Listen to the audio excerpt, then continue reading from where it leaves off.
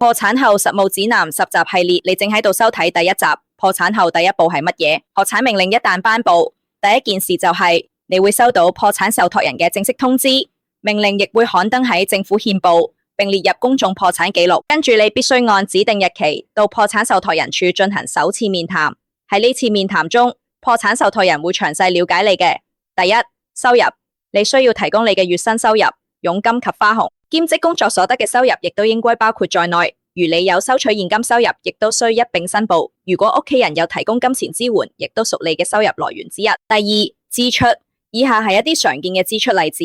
房租屬於日常必要嘅開支之一，日常生活費用亦包括交通、飲食以及水電煤等基本支出。子女教育相關費用亦係常見嘅家庭開支之一。